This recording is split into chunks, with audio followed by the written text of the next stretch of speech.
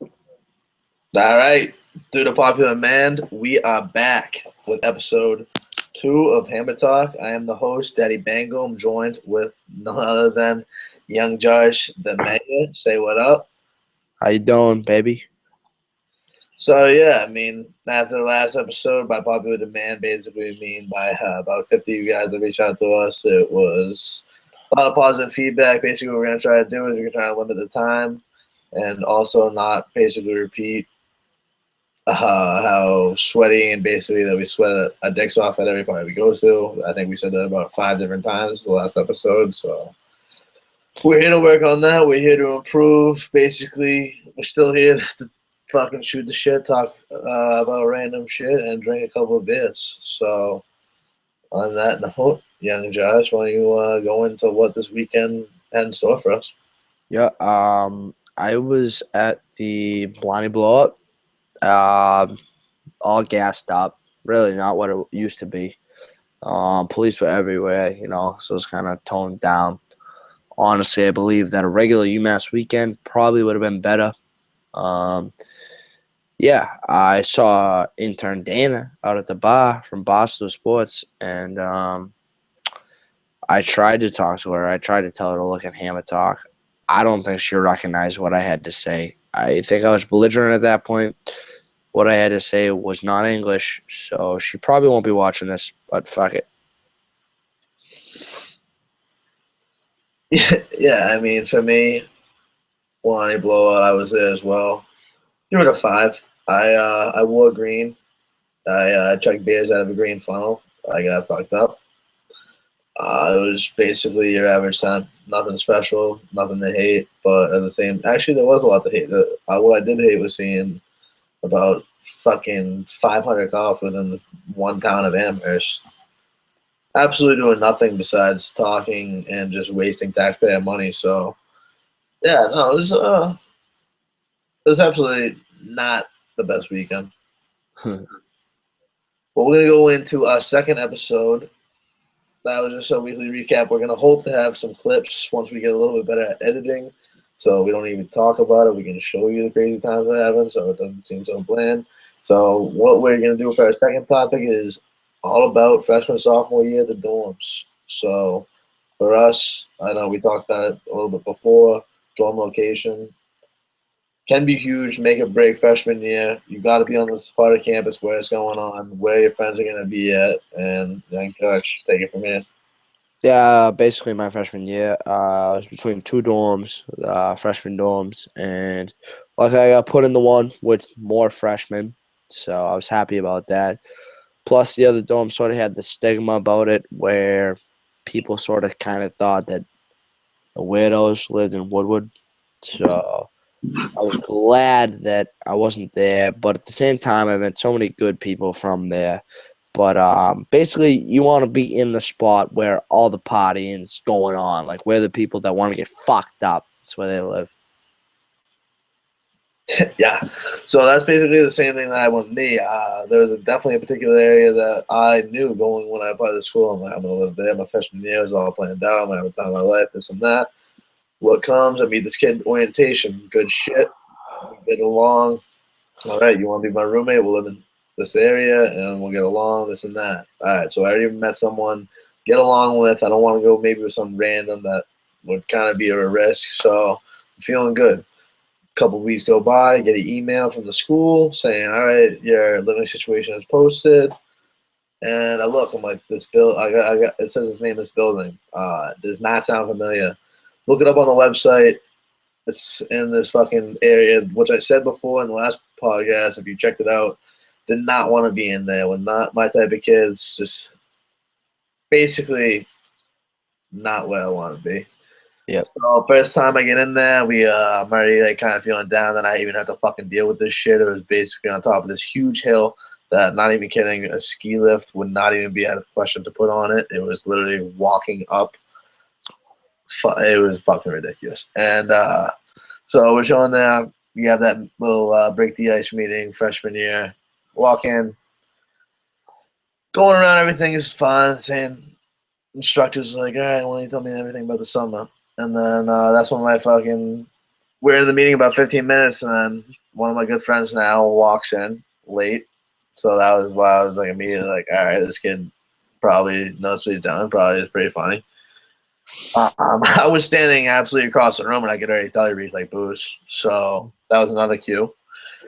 And the third and very obvious cue was she's like, I don't know, we're just telling our favorite part of the summer and like what we did. And he looks and he's like, I learned later he's right out of the Boston area. He's like, oh, my favorite part of the summer, I don't know, Barstool party. That party was like dope. And I'm just like, oh my god, did he actually? And then right after the meeting, went up to him after. I'm like, dude, that was fucking hilarious. So we became good friends. He's actually in the other room right now, fucking one of my roommates, and ended up being a benefit of the doubt. But just to say that I'm not over exaggerating over like the type of characters that I was living with. We walk in the third day. I see this stencil written in the lobby. Yeah, we got a meeting at 7. Why don't you bring your Pokemon cards down? I literally almost kicked a hole right through the stencil board because I didn't even know what to think. Here I was like trying to get in this college experience, and kids literally not even 20 feet around me have their Pokemon cards up. I mean, maybe if it was Yu-Gi-Oh, I'd give them the benefit of the doubt, but Pokemon, come on. I mean, that's so true. I mean, Pokemon was like a first grade thing. Yu-Gi-Oh, all of a sudden, it came hot in like fourth grade. I was all up in it. I was fucking all about it. I had the cards. Everyone had the cards, but come on, dude. We're in college. Who the fuck's bringing their fucking Pokemon / Yu-Gi-Oh cards? Yeah, well, I mean, Yu-Gi-Oh cards, you make the argument that basically you live it in the past, but for Pokemon cards, at that point you're gone. You're in your own world and you're not coming back at that point. So at that point, I don't know. You bring your Pokemon cards to school, you got a little bit of a problem. I'm sorry. And a lot of these kids, you know, they went from not being away from their parents for 2 hours to being away from the whole semester.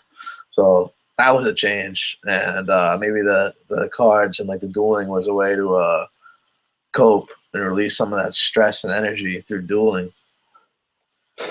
But me, I didn't really necessarily need a duel to release that stress, so I needed to get put into a different area ASAP. And luckily I did. Yeah, I could have used a duel physically. Yeah, the physical duels didn't go over as well in my area as the magical duels. But on that note, so once we finally got settled in our dorms, I know me and young Josh, we had our own decoration methods. I mean, I think everyone, once you get in your first area, it's your own little spot, you're like, I'm going to fucking, like, this is going to say something about me. Like, people are going to come in from the hall, they're going to see this room, and they're going to remember me by how this is. So you got to throw a little character, you got to throw a little you in it. So, young Josh, what'd you do? I'll tell you what, straight up, my whole life, you know, I never had much of a preparation. You know what I mean? I never been the preparation guy. I never worked out that hard. I mean, I fucking work out, dude. I'm pretty jacked, if you knew me. But either way, yeah, I know you. I don't know about that, but I'm just kidding. He's cut. Okay, I'm pretty ripped up. But either way, enough about me. Now, let's talk about this guy over here. Stone Cold Steve Austin. This fucking poster in my background is the only thing I brought to school with me. I didn't give a fuck. I literally walked in there, didn't have a damn fucking thing on my wall. All I had was Stone Cold Steve Austin, just about the baddest SOB that ever fucking walked the earth. And to this day, I still have him in my room. And I put him in the back of the podcast because guess what? He's a fucking legend. That's all I ever had. And I thought it was a funny thing when people walk in our room. We had nothing on the wall except for my Stone Cold fucking Steve Austin poster. And I would wake up in the middle of the night and sometimes I would be scared because he was a fucking half ghost. And I'd fucking, you know, like you don't know who the fuck that is real quick, but it's Stone Cold. It's my best friend. So that's what I had, and I don't give a fuck what anyone says. Yeah, I mean, for me, I was kind of the opposite. Besides having the traditional Stone Cold poster, I kind of took the flashy route. I got a little excited. I was like the kid to go all in to think like I'm gonna have the hot spot, so I'm gonna get the $10 lights on Amazon and change colors. Obviously, I'm gonna get like at least two blacklight posters. Like I ended up getting Cheech and Chong and The Godfather. Of course, I got a blacklight. All of this, I did not come out of pocket. It was an Amazon gift card, so I at least deserve that much credit. I did not pay out of pocket. But yeah, so basically, I wasted my time. Oh, and you of course you put the 30 racks on like on top of the just like this like little banner that we had on top of the wall to just make itself look that much tougher. And so basically, we set up all these lights, thinking that we're gonna have like the ultimate hotspot, and thinking like, yeah, this is gonna be a lady killer. And at the end of the day, it's an 11 by 12 foot room. So I mean, no matter how many lights I threw in there, the room was a fucking piece of shit that could fit like 4 or 5 people max. I mean, at the end of the day, off campus is way better. You throw I did you put all this work into it, and people just sit there and watch TV. So I thought it would be cool, and I was the futon guy too. If you got a futon on the floor, I mean that was a game changer. So, and then that was another part too. When I moved to Southwest or that area,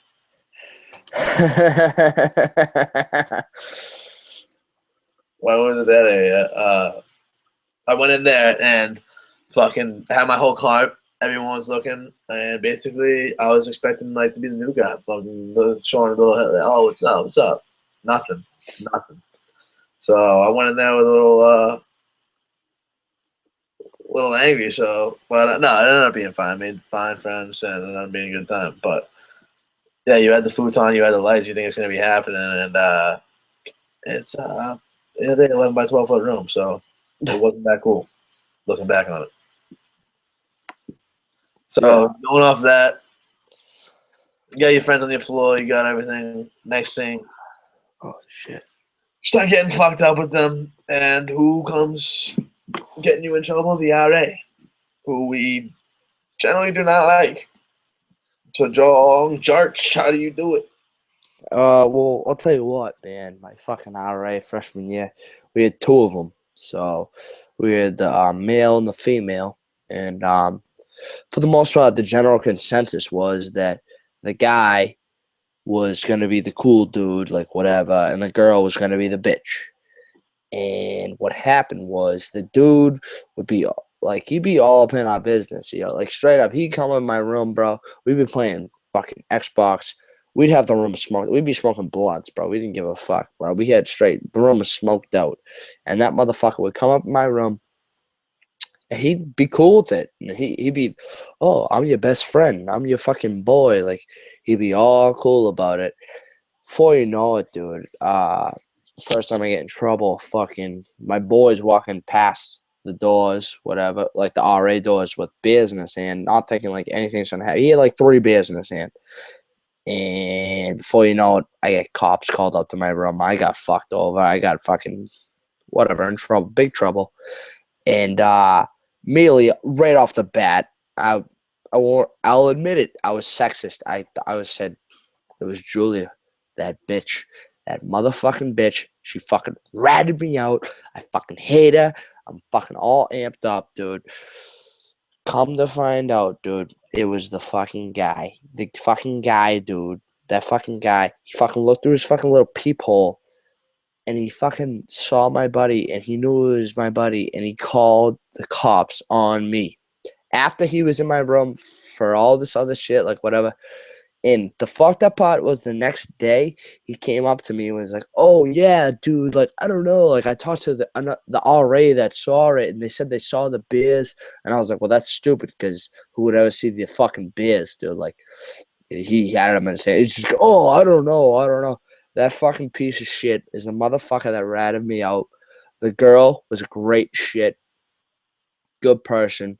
End of the day, what I learned is this: your fucking RA is your fucking RA. And if they fucking try to be your best friend, maybe they'll be your best friend. But guess what? They're gonna fucking stab you in the back. Listen up. This motherfucker used to come in my room. He used to be my fucking good old. We were boys. We were boys, whatever. And he fucking stabbed me in the back. I found out later on that it was him that fucking ratted me out. And I thought it was the girl the whole time because she was more like the RA type. But that's it. You're either going to be the RA or you're going to be my friend. And what that dude did, he became my friend and then he fucked me over. And I would rather you just be my RA. Just fucking don't even like me. Don't even talk to me. I don't even give a fuck. Don't even fucking look at me. I don't even care. But if you're going to be my friend, and then you're gonna fuck me over like that. Those are the RAs that I say, hey, guess what? Go fuck yourself, buddy. All right. Well, I mean, young Josh, why don't you tell us how you really feel? Jesus Christ. Yeah, I'm pretty hammered. Yeah. Well, on that note, I guess I'll tell my story about my RA. I don't know if we can top that one, but so I'm moving into this new area, and it's my RA is direct. She's a girl. She's directly right across the hall from me. So we went on through a period. I try to get to know her, try to do this and that. Just try to like basically make sure that my room is not a target at all. Did it work? No. We were about to go to the dining hall. Had to get a little hungry first, so we smoked up some medicine, some medical marijuana medicine, and she had a scent that it was coming from my room. Knocks on the door. It was just it's a typical RA knock. You're just chilling with your boys, just like dude, put it out, put it out, put it out. It's just like it's a scramble, so she hears everyone moving. It's like, and then the quick glade spread, like, boom. And I go to the door, like my eyes are as red as this flannel. Like, hello. It smells like you've been smoking pot. Absolutely not. And she obviously does not like that answer. She tries to pursue it further and says she's gonna call the cops, use this and that. I'm like, all right, finally call the cops. Calls the cops. Like, I think they sprayed something. It doesn't smell like marijuana anymore, but it did. It smells like on the hallway, all this and that. So I go back in my room. Meanwhile, we were doing it because we were going to the dining hall. Like I said, I was fucking starving, and literally no consideration for my hunger and my needs. She goes back in her room and just fucking lays on the bed like nothing ever happened. Little did I know, I was sitting in my room for 30 minutes. The cops never even ended up coming because they're like, "What the fuck? You're wasting our time." And so that was one of many experiences that I would not get into with my RA. It's just No. My fucking RA, dude, when I got fucking all banged up and whatever my shit happened, literally he had the cops called to my room because he knew it was my friend that was carrying beers down the hall. First of all, dude was looking through a peephole like a fucking idiot. Whatever. And fucking came in my room, my buddy. All of a sudden these cops come in, they fucking absolutely don't listen to my civil rights. They didn't fucking. I was like, I don't contest you. I was pretty banged up actually. So whatever I said, it was not on record. It was on record, but I don't believe it. And they came in my room, whatever, and they fucking fucked me over. And I had to go out. They cuffed me up, dude. It was like fucking stupid shit. I went out there like thug life, bro. I was that like was straight up. super bad. Like fucking McLovin just getting absolutely tormented by the cops, acting like an animal in front of. Yeah, Your except dog. I didn't have like an inside joke going. I was straight up going on like McLovin, like, "What's up, bro?" Like straight up, like those mad people out in the lobby. They're like, dude, like, I'm like, "What's up, bro?" I'm talking about. Well, wait. We're on the way out through the lobby. Now, I'm not talking in the elevator. I'm talking through the lobby. Did you flex? I mean, I was flexing the whole entire time. I didn't stop flexing from the minute I got cuffed to the minute I left. I was not stopping flexing because I thought my muscles looked huge. I mean, that's. I feel like that's what if I had to do it one way, I feel like that'd be the only way to go. What are you gonna do at that point? Like, whatever, dude. I'm gonna look the biggest I could. I tried to puff out my chest. I looked tiny at the time, but whatever, dude. I was gonna fight. Yeah. So basically no transition possible for that. Nope. But we're gonna end by saying best part about living in a dorm and the worst part about living in a dorm. I think we're gonna go with the first part about the worst. So I'd say the worst.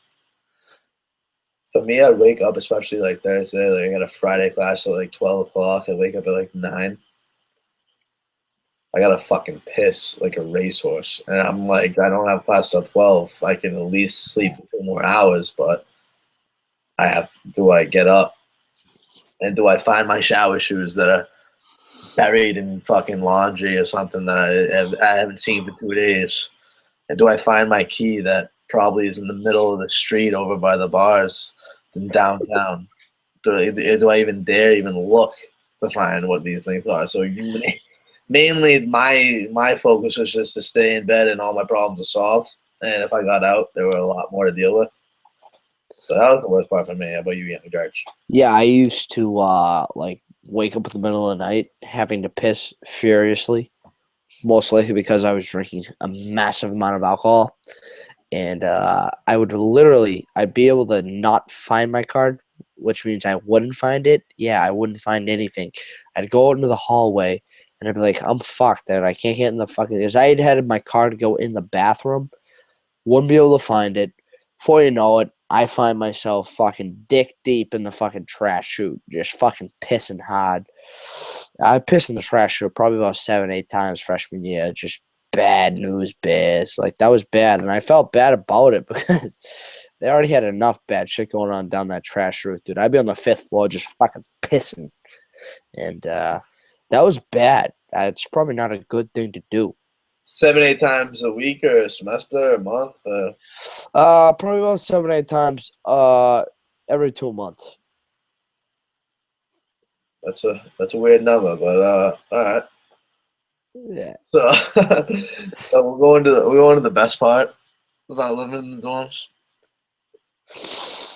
Basically, it's got to be the atmosphere. That's like we all don't know what the fuck to do, and we're just gonna do it. We're gonna act like animals on these twin XL beds, and we don't even give a fuck because like we are just absolute dogs in this fucking university, and let's just kill it. I mean, you come to think about it, freshman, the only option is twin XL. I don't know. It depends what school you go to, but where we're from, twin XL is like, that's what you gotta go to. You just gotta act like an absolute dog on it. Twin XL is what I had. I fucking when it hits your lips, it's so good. You know what I mean? It hits your lips and you just start fucking. And before you know it, you're Frank the Tank. And you're banged up, you're banged out, and before you know it, fuck anything, fuck the world. And that's what I loved about fucking freshman dorms is like, I would come back, bang the fuck up. You heard me in the first fucking episode talking about it. When I came up all banged up, headbutting walls. Well, guess what? The second semester, I'll never forget, we had a fucking floor meeting. I came out there, they're like, all right, number one priority, please don't come back drunk and hurt the fucking building. I was putting my head through walls. That might have been directed towards me. I don't know exactly, but it was probably directed towards me. Yeah, I mean, you got the guy that headbutts holes in the wall, and then you got the fucking guy that rips down the bulletin boards and all the like the posters, and that's like that was like the cardinal sin. Like, Yeah. you already caught you ripping down their bulletin board, that you might as well have just fucking committed murder in the hallway, because that was like that one a month. Like, that was, you don't fuck with the bulletin board and not pay the consequences. See, That's not something that you can say sorry for easily. no, that's a bad thing to do. We had the freshman year, we had like by the elevators, there was these fucking like the roof was like a fucking made out of tile or something, but not really tile. It was like the fucking sheetrock, so you could punch through it real quick if you just jumped up, bang, it just come down. So before you know it, we'd have a fucking email like 3 weeks later, like, Listen, there's been 30 fucking 5 tiles banged out of like the 3 fucking dorms, whatever. Like chill out. Next weekend, there was 135. We started banging them out. I had nothing to do with it. But we were getting banged up, and we were banging out tiles like it was a fucking thing to do. And that was funny as fuck. And people hated it because it was like, oh, that's going to go on our fucking charges for the dorm. And at the time, we were freshmen.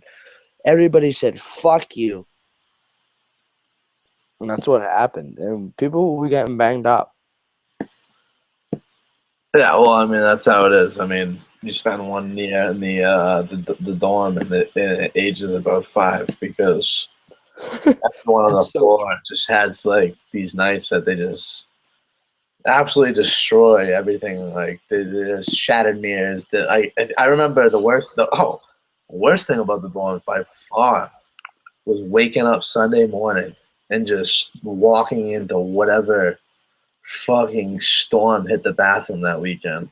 You never know. Like if you can sit on a toilet seat if that's what you're trying to do. There was no way. If you had to sit to pee, like, get the fuck out. Seriously. Yeah, but I mean, there's still. I mean, if you were, you never know. I remember we had one fucking weekend. Shit you not, swear to God, there was a shit in the fucking shower. Somebody shit in one of our showers. And that was a big deal. Like, everyone's like, all right, seriously, like, I was banged up last weekend. I might have pissed all over the place. I might have pissed on your fucking bed. I might have pissed on your forehead. Listen up. Who shit in the fucking bathroom, dude? That's weird. Somebody shit in the shower. And it was fucked up. Dude, yeah. I mean, it's one thing. Like, I piss on your sheets. You can clean them. You can clean those in the wash. But like, I go to the shower to get clean, and when there's shit in there, I have nowhere else to turn. I'm fucked. Everyone's fucked. Like, Bro, that's just the line you do not cross. there was a shit in the shower. It wasn't even like a shit. It was like a square. I think it was like a fucking meteoroid in the fucking shower, dude. I had nothing to do with it. Thank God. Because I would never do anything like that. But, listen, somebody shit in the shower.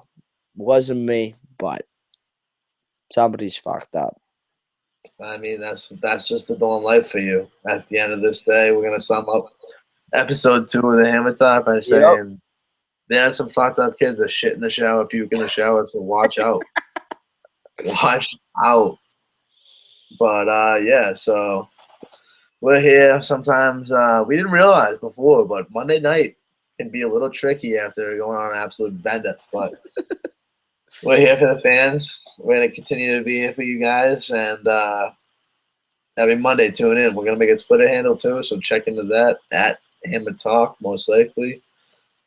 But yeah, young All right, Josh.